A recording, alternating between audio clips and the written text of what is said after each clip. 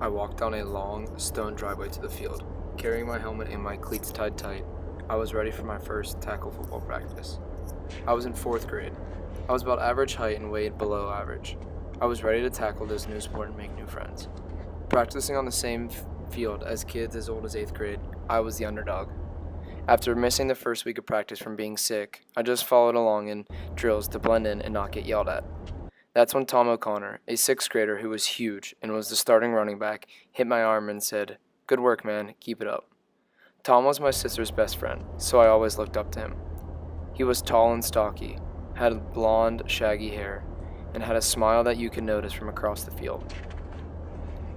He was one of the coolest kids in school, and one of the most athletic, so of course I wanted to be just like him.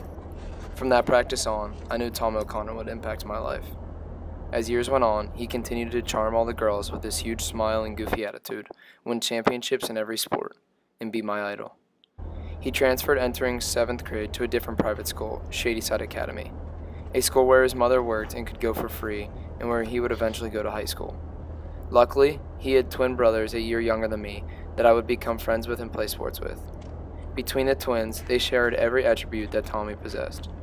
We continued as friends, and I often went to their house to hang out, where I would see Tom and get to compete with sports with him just like old times. Tommy did not change, even at his new school that had a lot of wealthy, snobbish kids. Although Tommy's family was very wealthy and straight from Ireland, he came from a background that anyone else would boast about, but never Tommy. I cherished every moment I could get with him, because I never knew when I was going to see him again. Luckily, the Steelers made it to the playoffs in the 2012-2013 season, my 7th grade year, Tommy's freshman year in high school. The O'Connors hosted a playoff party to watch the big game. I hung out with the twins and other friends closer to my age, but got to sneak into conversation with the older guys, including Tom. I asked him every question after question about high school and sports, and he nicely answered all of them with no attitude. Smiling and giggling about my questions, he made it a better conversation than I ever expected. Typical Tom, I thought. Before leaving, I made my round of goodbyes and eventually made it around to Tom, gave him a handshake, and caught a glimpse of that smile that could change your world.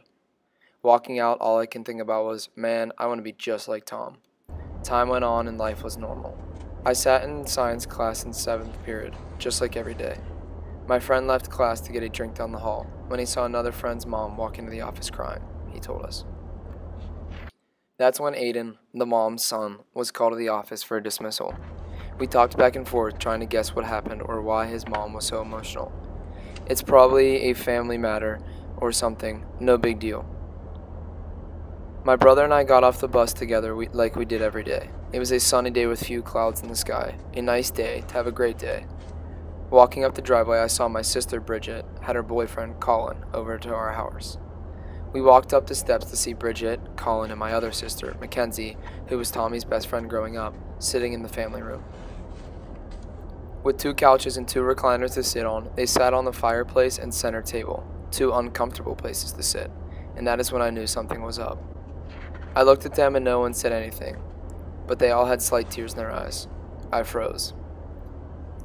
Thoughts rushing through my head weakened my knees. Mom? Dad? Someone in our family? What happened? I thought. Mackenzie looked at me and struggled to mumble words I will never forget.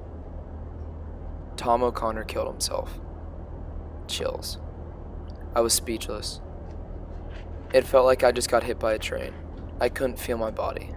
No, not Tommy, I thought. The happiest kid with the biggest smile in the school, dead, under his own will. I couldn't believe it, nor did I want to.